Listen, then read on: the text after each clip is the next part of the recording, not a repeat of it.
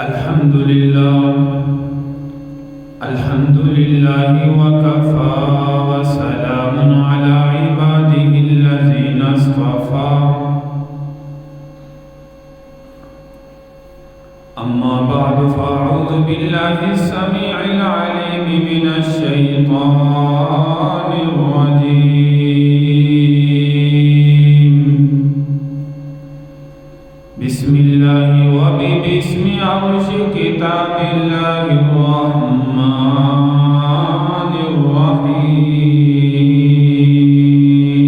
الرحيم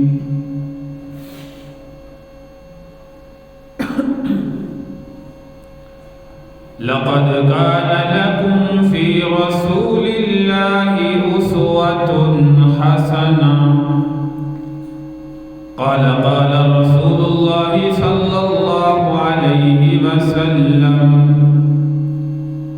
اللهم بارك لنا في رجب وشعبان وبلغنا رمضان أو كما قال عليه الصلاة والسلام صدق الله مولانا العظيم رب اشرح لي صدري ويسر لي أمري واحلل عقدة من لساني يفقه قولي رب زدني علما رب زدني علما رب زدني علما سبحانك لا علم لنا إلا ما علمتنا إنك أنت العليم الحكيم يا رب صل وسلم دائما أبدا على حبيبك خير الخلق كلهم تمام احباب پیارے پیغمبر صلی اللہ علیہ وسلم کی ذات پر بآواز بلند درود پاک پڑھیں اللهم صل على محمد وعلى آل محمد كما صليت على إبراهيم وعلى آل إبراهيم إنك حميد مجيد اللهم بارك على محمد وعلى آل محمد كما باركت على إبراهيم وعلى آل إبراهيم إنك حميد مجيد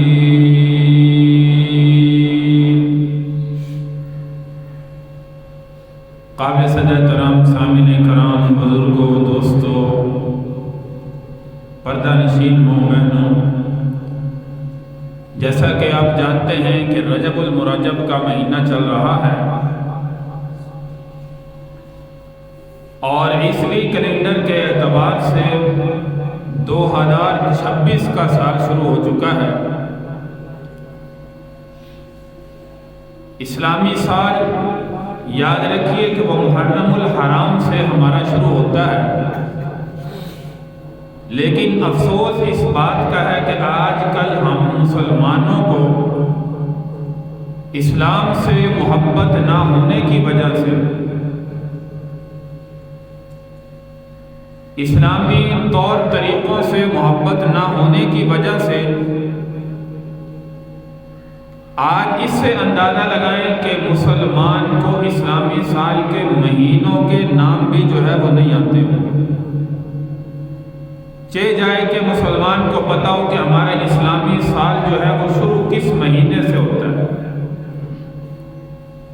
تو 1447 ہجری ہمارا پہلے سے چل رہا ہے اور عیسوی کیلنڈر کے اعتبار سے حضرت عیسیٰ علیہ السلام کی پیدائش سے یہ عیسوی کیلنڈر جو ہے وہ شروع ہوا شمسی اعتبار سے 2026 شروع ہو چکا ہے قمری اعتبار سے ہم رجب کے مہینہ میں زندگی گزار رہے ہیں اسی لیے یہ حدیث مبارکہ آپ کے سامنے بیان کی اللہم بارک لنا فی رجب و شعبان وبلغنا رمضان۔ پیارے پیغمبر صلی اللہ علیہ وسلم جیسے ہی رجب شروع ہوتا تھا اس میں یہ دعا مانگا کرتے تھے، اللہ ہمارے لیے رجب میں اور شعبان میں برکت عطا فرما، وبلغنا رمضان، اتنی برکت عطا فرما کہ ہم رمضان تک زندہ رہ سکیں، رمضان کا مہینہ زندگی میں حاصل کر سکیں اور اس کے انوار و برکات سے نفع حاصل کر سکیں۔ تو میرے بھائی 2026 شروع ہو چکا ہے، 25 ختم ہو چکا ہے، اور آپ جانتے ہیں کہ جو وقت ہاتھ سے نکل جاتا ہے وہ دوبارہ کبھی ہاتھ نہیں آتا۔ مثال کے طور پر آج جمعۃ المبارک کا بابرکت دن ہے، یہ جمعہ جو اس وقت ہم جس میں زندگی گزار رہے ہیں، یا کل جو جمعرات کا دن ختم ہو چکا ہے، وہ دوبارہ کبھی زندگی میں جو ہے وہ نہیں آئے گا۔ دن تو چلتے رہیں گے، ہفتہ اتوار پیر منگل بدھ جمعرات جمعہ، لیکن جو وقت گزر چکا ہے وہ دوبارہ کبھی جو ہے وہ ہاتھ نہیں آئے گا۔ اسی لیے جو وقت ہے اس کی قدر کرنے والے بنے کہ کوئی بھی وقت اللہ کی یاد سے ہمیں غافل نہ کرے، اللہ کی یاد سے کبھی غافل نہ ہو، اللہ کی ذات کو یاد کرنے والے بنے۔ 2026 شروع ہوا، اب اس کے اندر جو ہے ہمیں کیا کرنا چاہیے؟ سب سے پہلے دیکھیے کہ ہم مسلمان ہیں، اور مسلمان کوشش کرے کہ میرا جو آنے والا وقت ہے گزشتہ وقت سے زیادہ اس میں نیک کام کرنے والا جو ہے وہ بن جاؤں، اللہ کی عبادت کرنے والا بن جاؤں۔ مثال کے طور پر ہم نے اپنی دیواروں پر کیلنڈر 2025 کا آویزہ کیا ہوا تھا، جیسے 25 ختم ہوا ہم نے اس کیلنڈر کو اتار کے جو ہے وہ رکھ دیا، یہاں پہ 2026 کا کیلنڈر جو ہے وہ آویزہ کر دیا۔ اب اس کی قدر قیمت ہمارے ہاں کم ہو گئی کیونکہ وہ سال ختم ہو گیا، اب وہ دیوار سے نیچے آیا، نیچے آنے کے بعد اس کی قدر و قیمت جو ہے وہ ہمارے ہاں بھی کم ہو گئی، اب جو ہے وہ آہستہ آہستہ جو ہے وہ کباڑ کے اندر چلا جائے۔ لیکن میرے بھائی ہمیں یہ کوشش کرنی ہے کہ ہمارا جو آئندہ سال شروع ہوا ہے ہم پہلے سے زیادہ جو ہے وہ اللہ کی عبادت کرنے والے بنیں، اللہ کی ذات کو راضی کرنے والے بنیں، گزشتہ سال کا محاسبہ کریں کہ ہم نے گزشتہ سال میں کتنے نیک کام کیے، کتنی نمازیں پڑھی، کتنی نمازیں چھوڑی، غفلت سے رہ گئی۔ اب آئندہ سال جو شروع ہوا ہے اس میں ہم کوشش کریں کہ کوئی بھی ہماری ایک نماز جو ہے وہ قضا نہ ہو۔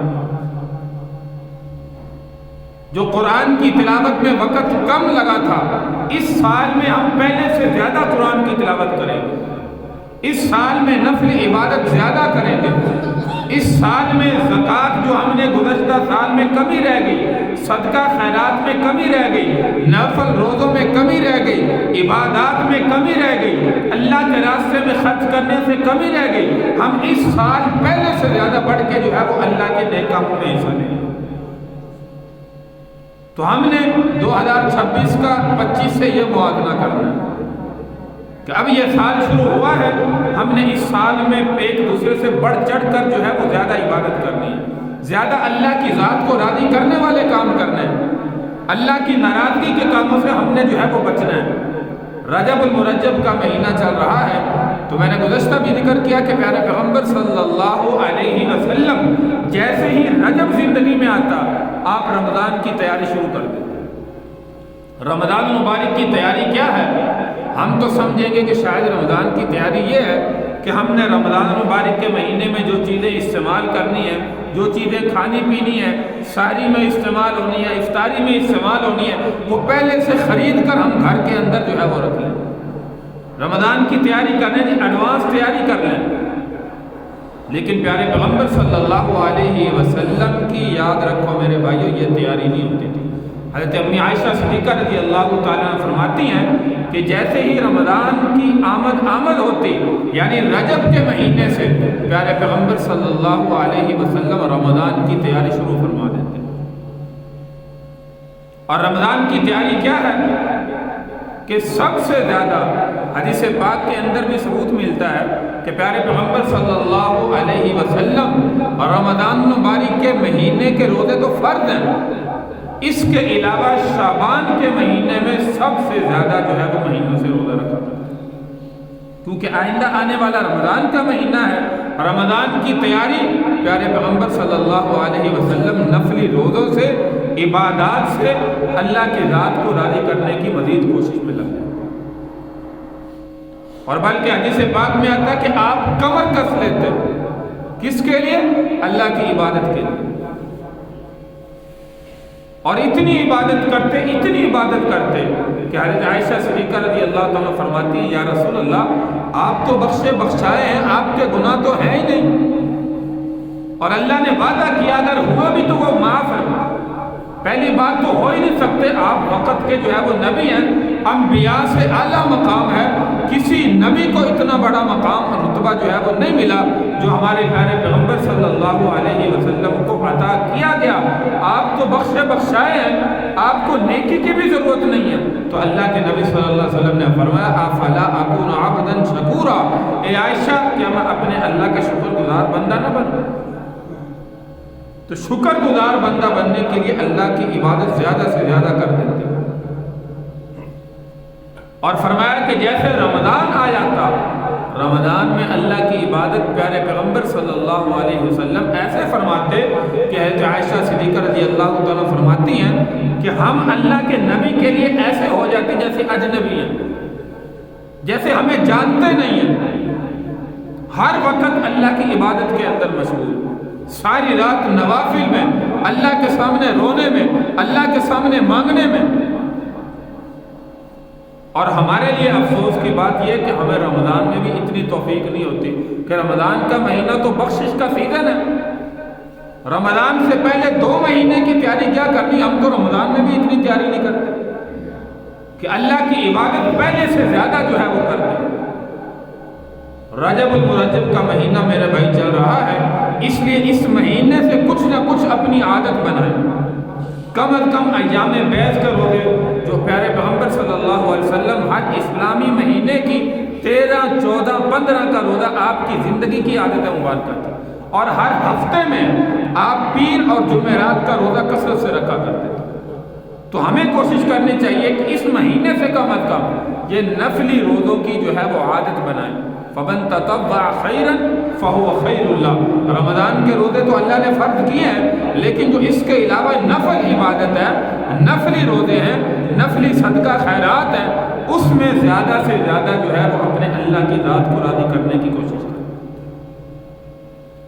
اسی طرح بہت سی غلط فہمیاں رجب کے مہینہ کے اندر، سب سے پہلے تو یہ کہ 13 رجب اکثر کہا جاتا ہے کہ حضرت علی المرتضیٰ شیر خدا رضی اللہ تعالی عنہ کی پیدائش کا دن ہے، اور آپ کی پیدائش خانہ کعبہ کے اندر ہوئی۔ یاد رکھیے کہ یہ کہنا بالکل جو ہے وہ غلط ہے کہ سیدنا علی المرتضیٰ شیر خدا رضی اللہ تعالی عنہ کی پیدائش خانہ کعبہ میں ہوئی، اس کی کوئی روایت، کوئی حدیث مبارکہ کے اندر اس کے الفاظ جو ہے وہ نہیں ملتے۔ اور دوسری، اس کے علاوہ 22 رجب اب تو ہم اللہ تبارک و تعالیٰ یہ بچے بھی موجود ہیں، ہم جب بچے ہوا کرتے تھے، پڑھا کرتے تھے، ہم بھی دیکھتے تھے ہر گھر میں جو ہے وہ کنڈے پک رہے ہیں، گھروں میں حلوے پکائے جا رہے ہیں، تقسیم کیے جا رہے ہیں، ساری بدعات خرافات ہوتی تھی، اور پتہ نہیں تھا کہ یہ کیوں ہوتا ہے۔ اب جو ہے وہ ہر سال آپ کے سامنے جو ہے تفصیلاً ذکر کیا جاتا ہے۔ 22 رجب جو ہے وہ نام لیا جاتا ہے کہ امام جعفر صادق رحمہ اللہ کی پیدائش کا دن ہے یا وفات کا دن ہے۔ یاد رکھیے کہ امام جعفر صادق رحمۃ اللہ علیہ کا اس مہینے سے نہ پیدائش کا تعلق ہے، نہ آپ کی وفات کا تعلق ہے۔ تو اصل میں حقیقت ہے کیا؟ 22 رجب سیدنا امیر معاویہ رضی اللہ تعالی عنہ کی وفات کا دن، اور آپ کی وفات پر دشمنوں نے چھپ کر خوشی منانا جو ہے وہ شروع کی۔ 1906 کے اندر لکھنؤ کے اندر جو ہے یہ رسم، یہ بدعت جو ہے وہ شروع کی گئی، اور گھروں میں چھپ کر یہ کنڈوں کی رسم جو ہے وہ منائی جاتی تھی، تاکہ مسلمانوں کو پتہ نہ چلے کہ ہم 22 رجب کو جو ہے وہ کیا کر رہے ہیں۔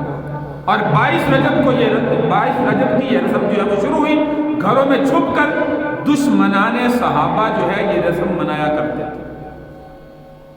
امیر مینائی جس کا نام تھا برصغیر کے اندر، اس نے یہ رسم جو ہے وہ شروع کی اور چھپ کر کرنا جو ہے وہ شروع کیا۔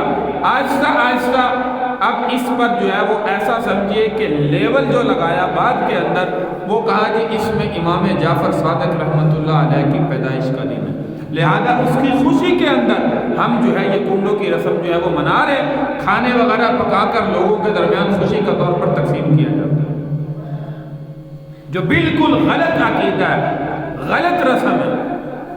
یاد رکھیں امام جعفر صادق رحمہ اللہ کی پیدائش اس مہینے کے اندر بھی نہیں، اور نہ ان کی وفات اس مہینے کے اندر ہے۔ آپ کی پیدائش 8 رمضان المبارک کو ہے، اور آپ کی وفات شوال کے مہینے میں،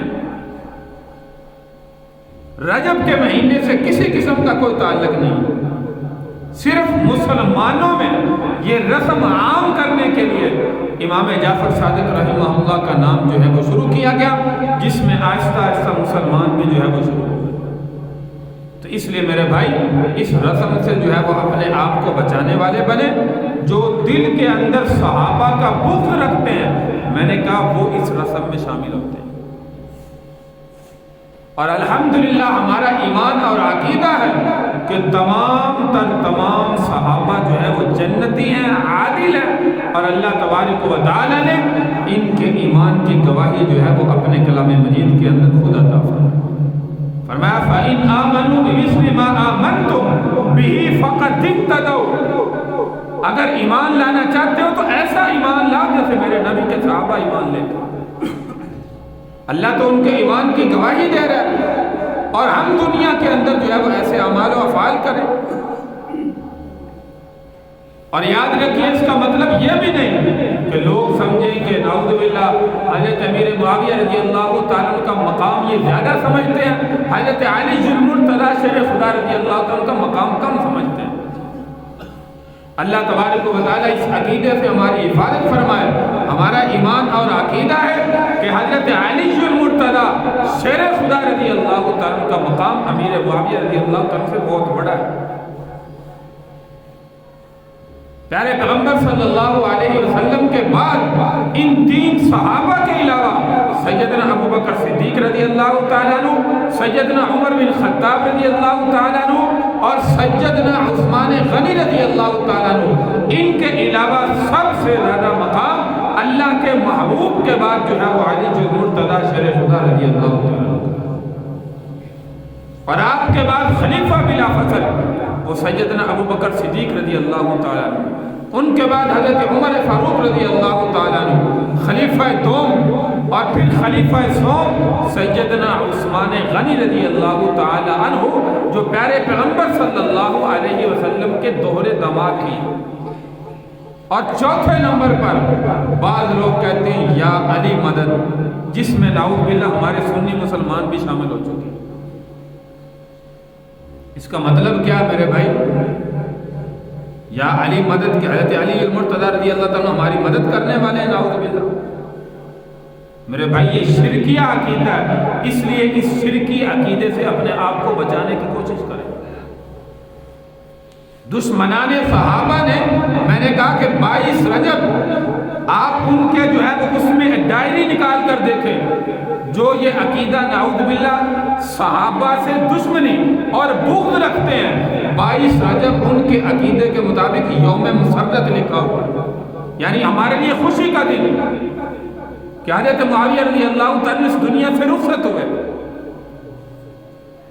اور اس سے یہ مطلب نہیں کہ حضرت امیر معاویہ رضی اللہ تعالیٰ کا مقام جو ہے وہ بڑا کم ہے، بہت بڑی ہستی ہیں۔ خلفاء کے بعد جو بادشاہت کا دور ہے، 40 سال جو ہے وہ بادشاہت عادل کرنے والے وہ امیر معاویہ رضی اللہ تو تھوڑا عرصہ نہیں ہے، 40 سال آپ نے حکومت کی ہے۔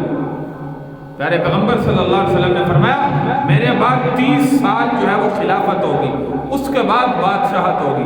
30 سال خلفاء کا جو دور گزرا ہے، یہ خلافت 30 سال کی ختم ہو جاتی ہے۔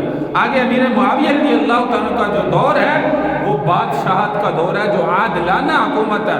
اور امیر معاویہ رضی اللہ تعالیٰ عنہ نے اس 40 سالہ دور حکومت میں جو یہودیوں کو اور عیسائیوں کو رگڑا ہے، اسی وجہ سے آج جو ہے وہ غصہ نکالتے ہیں، اور اسی وجہ سے اس کو دشمنان صحابہ یوم مسرت کے نام سے مناتے ہیں کہ اس دن امیر معاویہ رضی اللہ تعالیٰ عنہ جو ہے وہ 22 رجب کو دنیا سے رخصت ہوئے۔ تو میرے بھائی یہ دشمنان صحابہ کا عقیدہ ہے، خدا را مسلمانوں کا عقیدہ نہیں ہے۔ مسلمان اس عقیدے میں شامل نہ ہو، اپنے آپ کو بچانے کی کوشش کریں، اور اس دن میں جو کچھ بنایا جاتا ہے، پکایا جاتا ہے، یاد رکھیے کہ یہ غیر اللہ کے نام پر پک رہا ہے اور دشمنان صحابہ کے کہنے پہ پک رہا ہے۔ اس لیے خدا را اس رسم سے اپنے آپ کو بچانے کی کوشش کرے۔ اگر گھر کے اندر کوئی ہماری مائیں بہنیں عورتیں کرتی ہیں، ان کو اس طریقے سے سمجھائیں کہ یہ دن جو ہے وہ امیر معاویہ رضی اللہ تعالیٰ عنہ کی وفات کا دن ہے، اور امیر معاویہ وہ صحابی ہیں جو آپ کے جو ہے وہ ہمزلف کہلاتے ہیں، کاتب وحی کہلاتے ہیں، 40 سال عادلانہ حکومت قائم کرنے والے ہیں۔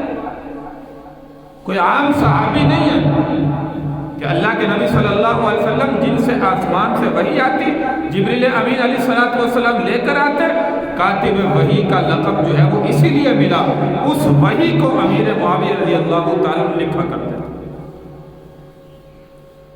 اور یہاں پر پھر دشمنان صحابہ کہتے ہیں جی ٹھیک ہے آپ کی بات مان لیتے ہیں، امیر معاویہ رضی اللہ تعالیٰ عنہ صحیح تھے، عادلانہ حکومت کرنے والے تھے، ان کے بیٹے نے کیا کیا؟ آل رسول کا قتل کیا، آل رسول کو شہید کیا، میدان کربلا میں کیا۔ تو میرے بھائی بسا اوقات ایسا ہوتا ہے، لاکھوں مثالیں اس سے پہلے موجود ہیں۔ حضرت نوح علیہ السلام جب اللہ نے فرمایا ایک کشتی تیار کرو، اس میں ایمان والوں کو سوار کرو، ہر چیز کا ایک ایک جوڑا جو ہے وہ سوار کرو، اس کے بعد ہمارا ایسا عذاب آئے گا کہ ساری کی ساری قوم آپ کی جو ہے وہ تباہ و برباد ہو۔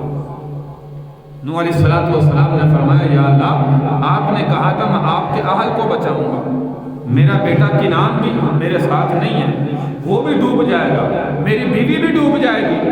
اللہ نے فرمایا قال یا نوح انہ لیس من اہلک انہ عمل غیر صالح۔ کیوں؟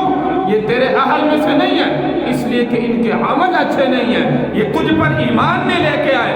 اس کا یہ مطلب نہیں کہ آپ کا بیٹا ہے، آپ کی بیوی ہے، آپ کا اہل بن گیا۔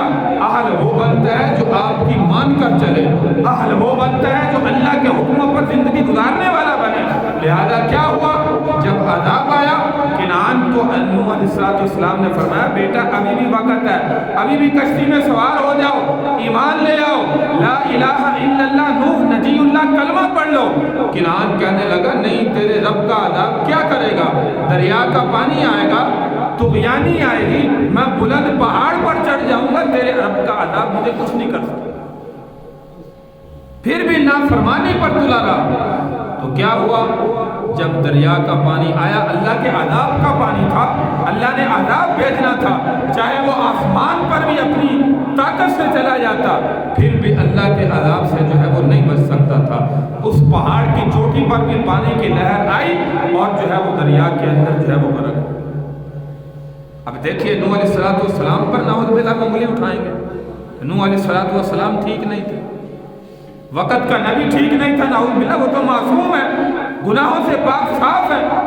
نوح علیہ السلام تو نہیں چاہتے تھے کہ میرا بیٹا ڈوبے، میرا بیٹا جو ہے وہ جہنم میں جائے، میری بیوی جو ہے وہ جہنم میں جائے۔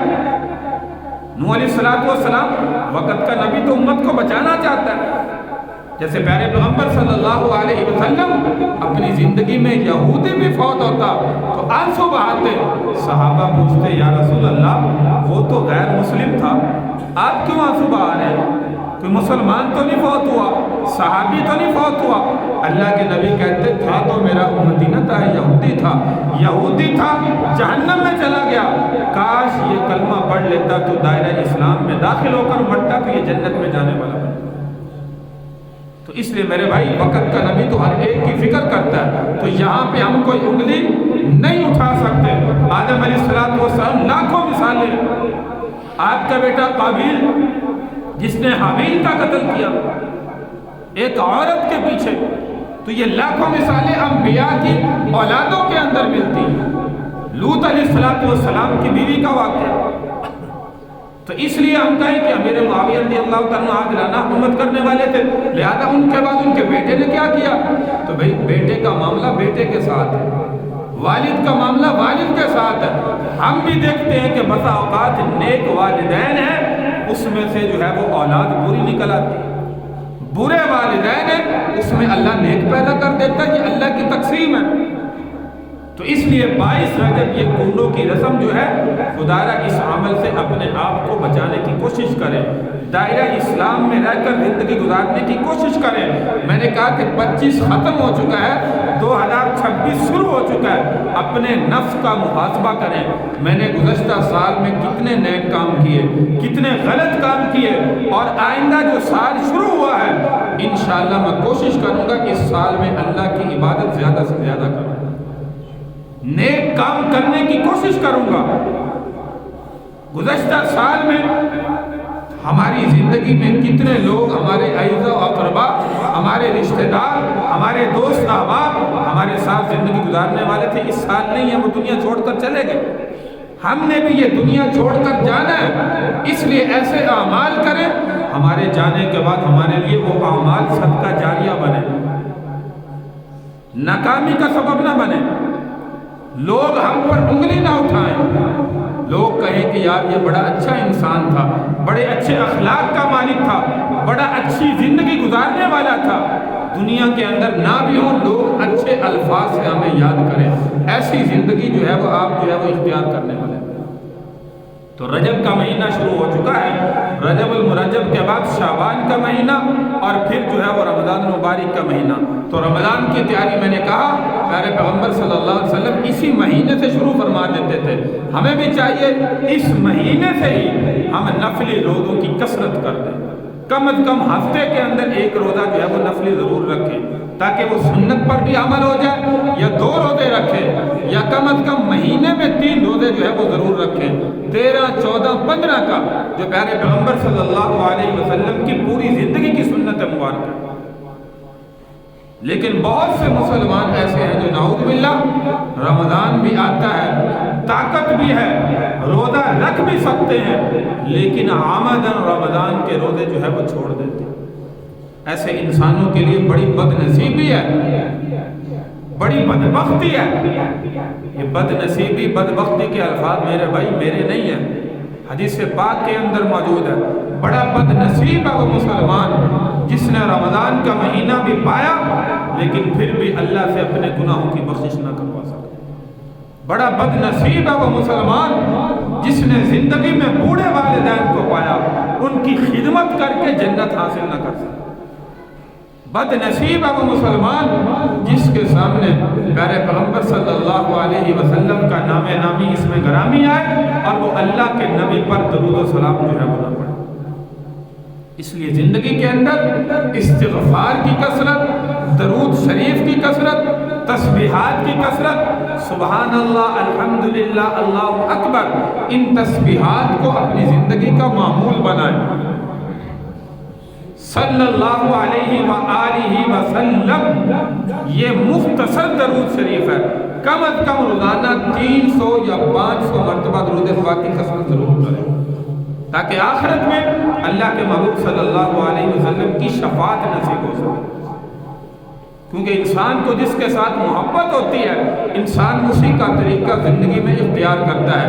اسی لیے کہا جاتا ہے من تشبہ بقوم فہو منہم، حدیث مبارکہ کے اندر جو پیارے پیغمبر صلی اللہ علیہ وسلم نے فرمایا جو کسی قوم کی دنیا میں مشابہت اختیار کرتا ہے آخرت میں انہی کے ساتھ جو ہے وہ اللہ کے دربار میں کھڑا کرتا ہے۔ تو اب غیروں کے طریقوں سے اپنے آپ کو بچائیں۔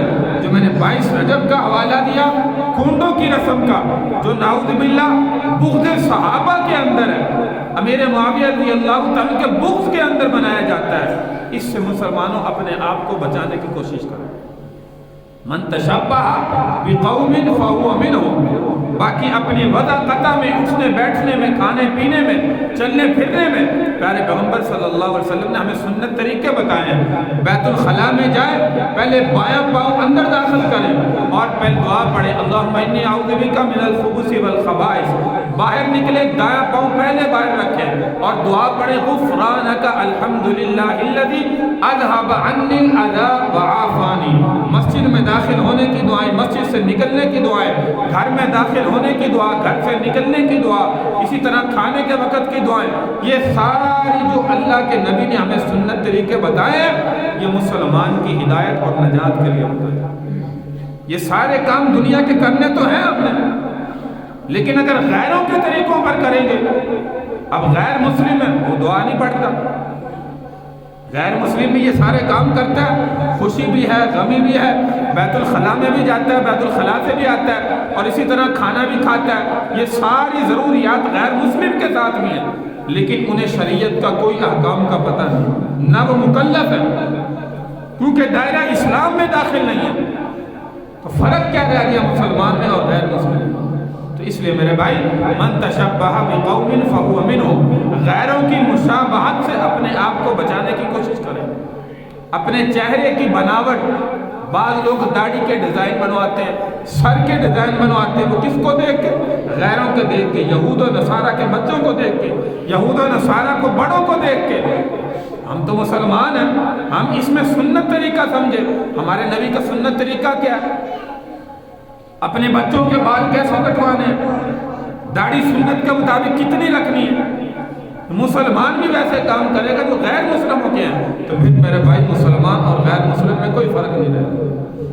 تو اس لیے وہ طریقہ اپنائیں جو ہمارے پیارے پیغمبر صلی اللہ علیہ وسلم نے ہمیں زندگی میں سکھایا ہے, صحابہ کی تربیت فرمائی ہے, اور صحابہ نے وہ طریقے ہم تک صحیح سالم پہنچائے. غیروں کی مشابہت سے اپنے آپ کو بچائیں. نیا سال شروع ہوا, سیلیبریٹ ہیپی نیو ایئر منایا جا رہا ہے, کوئی شرابیں چل رہی ہیں, کوئی ڈانس چل رہا ہے, گانے چل رہے ہیں, ڈھول چل رہے ہیں, آتش بازی چل رہی ہے. یہ میرے بھائی مسلمانوں کا طریقہ تو نہیں. خدا کی قسم نہیں, میں خدا کی قسم کھا کے کہتا ہوں, مسلمان کو تو اس دن میں چاہیے تھا اللہ کی عبادت کرتا, اللہ کے سامنے سجدہ کرتا, یا اللہ جو گزشتہ سال گزر چکا ہے, یا اللہ اب نیا سال شروع ہوا ہے, جو تیری عبادت میں کمی رہ گئی آئندہ میں کوشش کروں گا تیری عبادت کروں گا. جو نمازوں میں کمی رہ گئی اپنے نفس کا محاسبہ کرتا, میں آئندہ سال جو شروع ہوا ہے اس سال میں کوشش کروں گا میری ایک نماز بھی نہ رہے. جو مجھ سے عبادات میں کمی رہ گئی ہے آئندہ میں کوشش کروں گا عبادات میں کمی نہ ہو.